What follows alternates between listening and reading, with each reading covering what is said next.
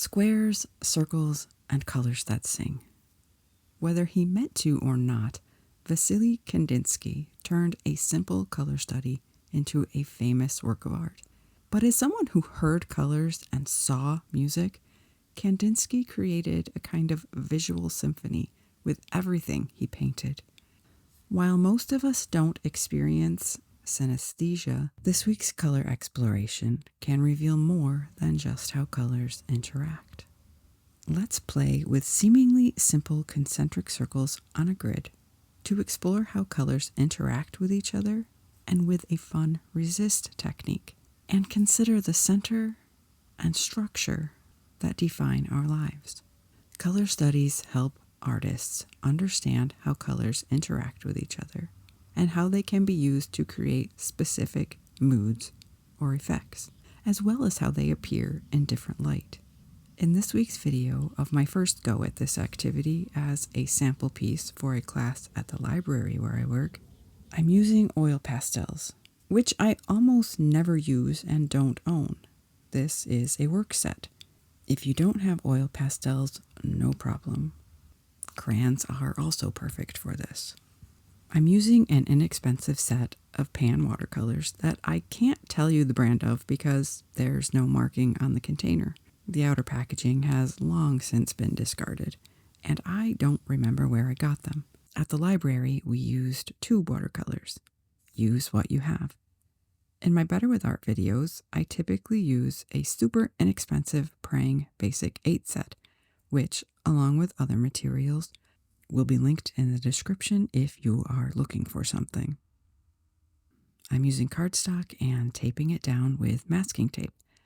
This will make a nice clean edge and keep the paper from warping and buckling with the watercolor. 2 sheets of cardstock are ideal, and here's why. This is a super simple way to create your grid of squares. I'm using my little paper cutter, but a pencil, ruler, and scissors are just fine. Cut either a 2-inch for a 5x4 grid, as I'm using in this video, or a 2.5-inch strip for a 4x3 grid, which is more like Kandinsky's, and as I used with a group at the library. For your odd number columns or rows, start straddling the approximate center. For your even number column or row, start along the approximate center. Don't worry about it being perfect, but starting at the centers is best to create your borders of safe space for your tape. If you have access to a printer, there's also a printable grid with other encouragement and another fun Kandinsky-inspired creative self-care art activity, whether or not you'd like a grid, and a free PDF linked in the description. For this demonstration and fun, I did not choose a color palette. I did with my larger squares at the library, and I'll talk more about color choice later. I quickly found I preferred layering my circles, so to speak, instead of drawing them singly. My circles were imperfect and not perfectly concentric, but oh, so enjoyable to create. Concentric. It means sharing the same center, like a ripple in a pond or the rings inside a tree trunk. And Kandinsky circles. I often talk about how the relaxing, repetitive nature of simple, intuitive mark or art making, and yes, doodling, and I'll link to a video about the benefits of that in the description, can relax and calm us and help us enter that creative flow state where all the noise outside and within quiets. I've also mentioned how therapeutic I find circle making and rounded shapes, and softening the sharp corners in my simple neurographic creative self-care art making. With today's circles, we're going a bit deeper, considering how these circles differ from, say, my rounded watercolor blobs, in purposely focusing on the creation of concentric circles.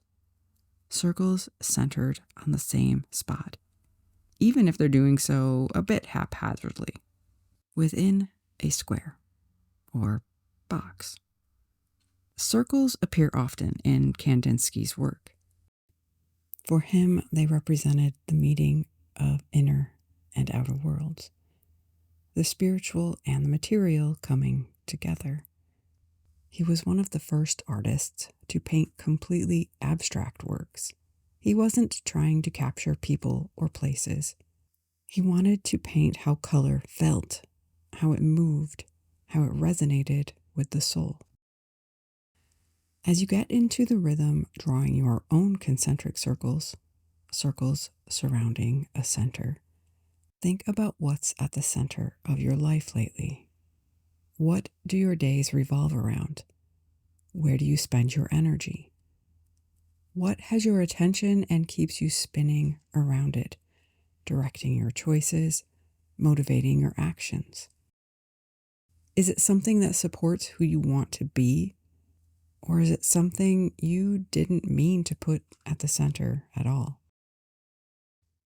Maybe you've gotten so busy or distracted, you haven't noticed that you've been circling something that isn't in line with what you want at the heart of your life.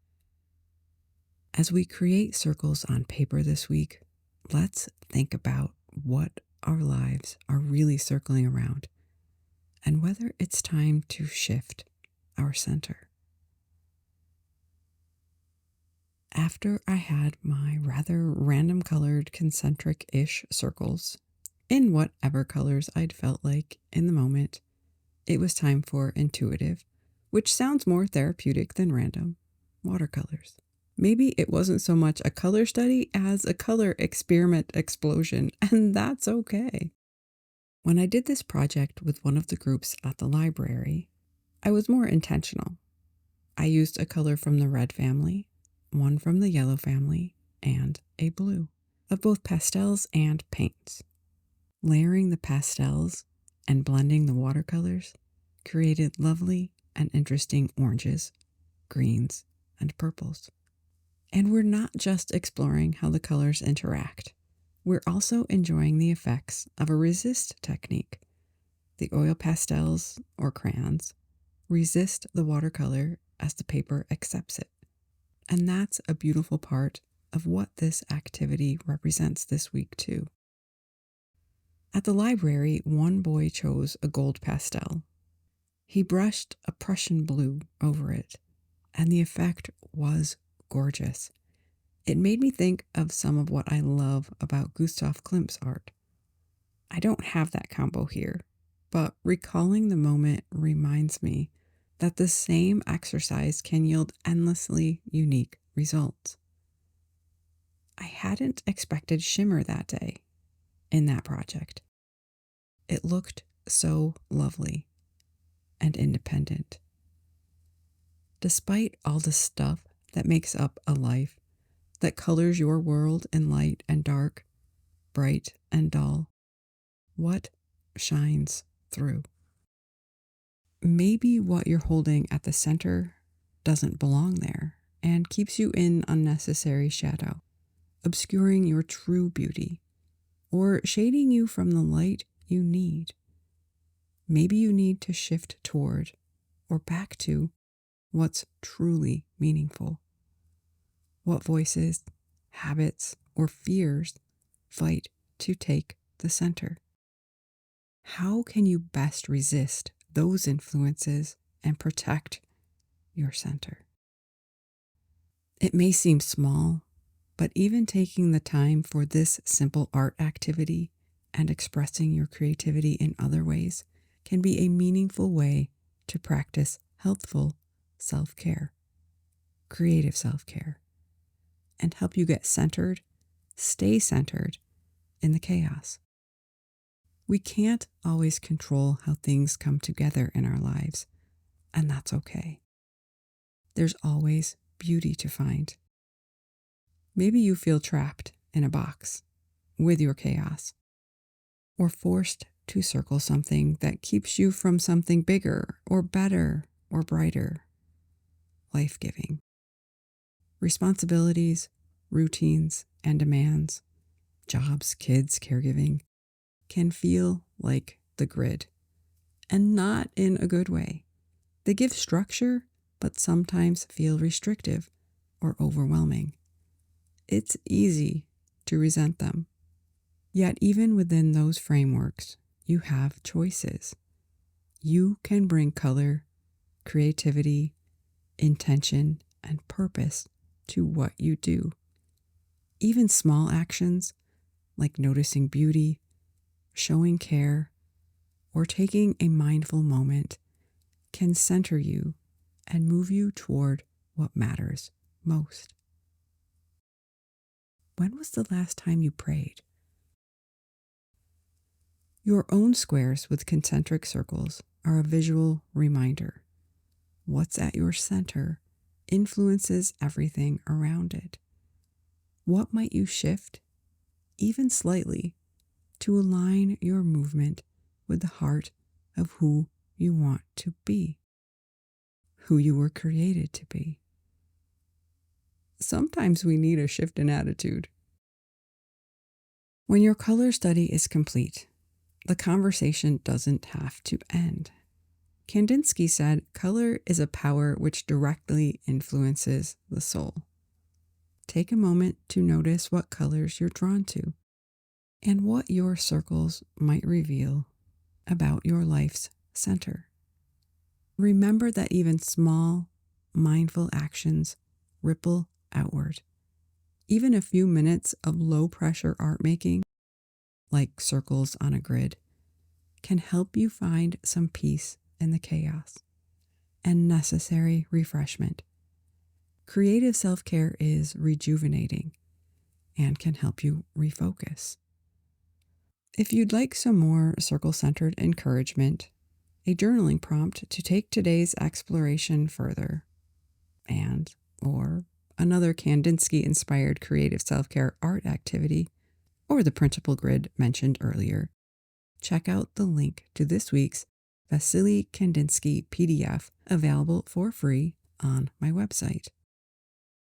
If you try this project, I'd love to see your circles. Tag better.with.art on Instagram, or find the link to join the Better with Art online community private Facebook group. If you are feeling inspired to take some time for creative self-care, hit the like button and subscribe for more. Drop a comment to let me know you were here. It means a lot, and I read every one. Let me know how you feel about Kandinsky circles, and if you'd like, what they revealed about your center, your constraints, your power to shift and find meaning in all of it. As always, I wrap up with the encouragement to make art. It's not a waste of time, because we are better with art.